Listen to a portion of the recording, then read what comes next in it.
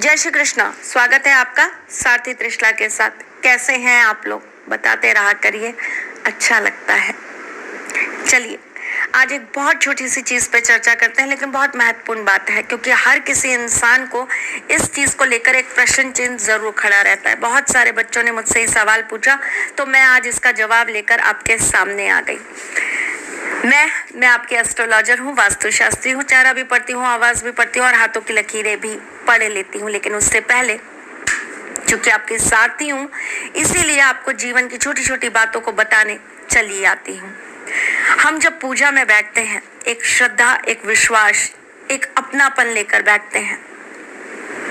हमारी भक्ति के अंदर कहीं एक वो ज्योत होती है, वो आस होती है जो हमें हमारे ईश्वर से, हमारे परमात्मा से जोड़ देती है। हमारी आत्मा के अंदर से उठने वाली ऊर्जा कहीं ना कहीं हमारा मन, हमारी लगन हमारे परमात्मा के साथ हमें मिला देती है। शायद इसी मिलन को धर्म कहते हैं, शायद इसी मिलन को हम अपने जीवन में भक्ति का नाम देते हैं। पूजा करते वक्त हम पूरे श्रद्धा भाव से यही बस दुआ करते हैं कि हम जो पूजा कर रहे हैं वो हमारे ईश्वर को समर्पित हो जाए। हम जो पूजा कर रहे हैं उससे हमारे ईश्वर हम पर प्रसन्न हो जाए और उसके बदले हमारे जीवन को सुख, समृद्धि और शांति प्रदान करें। हमारे घर के सब जो लोग हैं, जो सदस्य हैं, उनके जीवन में हमेशा सुख और समृद्धि बनाए रखें। बच्चे अच्छे पढ़ लिख जाएं, पति अच्छी तरक्की कर जाएं, घर के बुजुर्ग हमेशा अच्छी आयु और स्वस्थ पाएं। परंतु हम जब पूजा में बैठते हैं तो कई बार हमें कुछ ऐसे संकेत मिलते हैं जो हमें ये सोचने पर मजबूर कर देते हैं कि क्या ईश्वर हमें कुछ बोलना चाहते हैं, क्या ईश्वर हमें कुछ बताना चाहते हैं, क्या ईश्वर हमें ये दिखाना चाहते हैं कि वो आए थे हमें आशीर्वाद देने, हम पर प्रसन्न होकर हमें अपने होने का प्रमाण देने, या हमसे कोई भूल हो गई, हमसे कोई गलती हो गई जिसके लिए ईश्वर ने आकर हमें रोक दिया, टोक दिया। अक्सर हम देखते हैं कुछ तो हमारी जिंदगी बहुत फिल्मी हो गई है भाई। हर एक चीज में हम फिल्मों के आधार पर चीजें करने लगे हैं। अगर हम घर के मंदिर में बैठे हैं, दीपक जलाया और अचानक से दीपक बुझ गया, कुछ अपशगुन हो गया, मैंने दीपक जलाया था, बुझ गया, क्यों बुझ गया, कैसे बुझ गया। ये सिर्फ फिल्मों में, डायरेक्शन में ही अच्छा लगता है। असल जिंदगी में अगर आपकी बत्ती सही रूप से घी में नहीं डूबी और उस वजह से वो जलने के कुछ समय बाद बुझ गई, तो इसके अंदर भगवान का कोई संकेत नहीं होता। अगर हवा तेज है, पंखा चल रहा है और आपकी बत्ती बुझ गई, तो इसमें ईश्वर की कोई गलती या कोई संकेत नहीं है। ये केवल एक नॉर्मल घटने वाली घटना है, जिसको आपको अपने जीवन में बहुत नेगेटिवली कभी भी नहीं लेना है।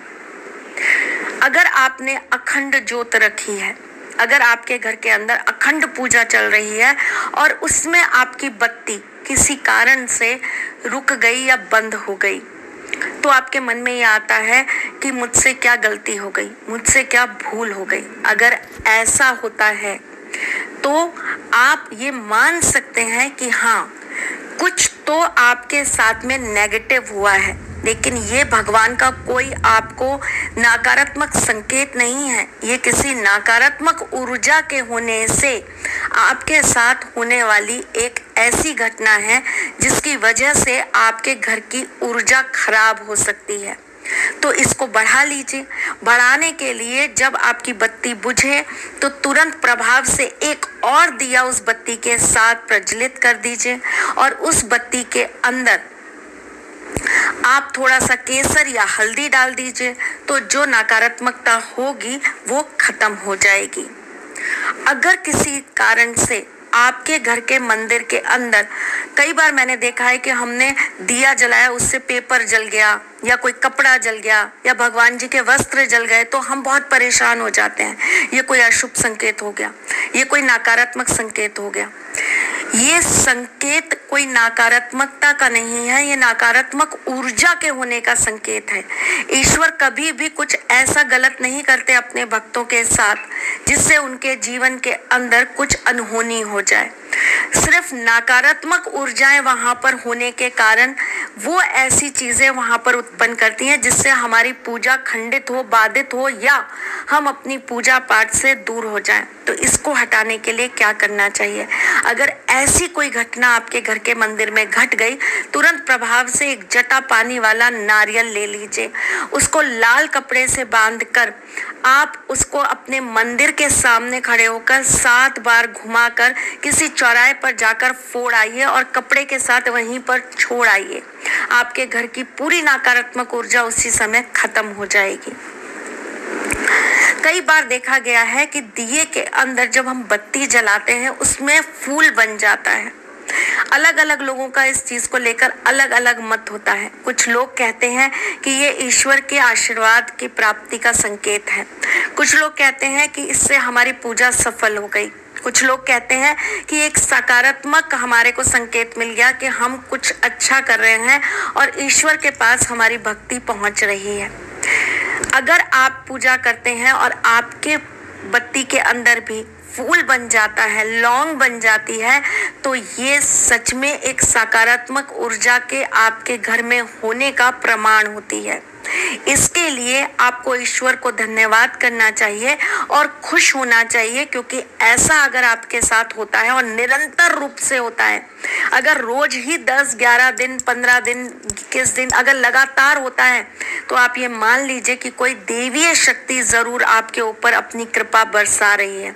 लेकिन अगर ये विशेष तिथियों पर होता है, विशेष त्योहारों पर होता है, तो आप ये मान लीजिए कि आपके घर के अंदर कोई देवीय शक्ति आकर भ्रमण करके गई है, जिसका आशीर्वाद आपको, आपके परिवार के सभी सदस्यों को जरूर प्राप्त होगा।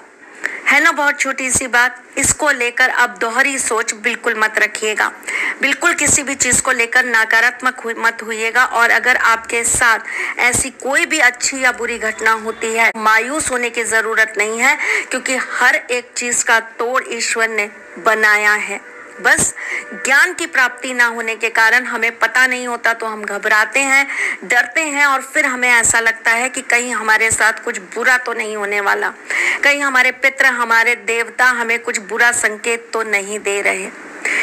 हमारे ईश्वर हमारे माँ बाप की तरह होते हैं, और माँ बाप कभी अपने बच्चों का बुरा नहीं चाहते हैं।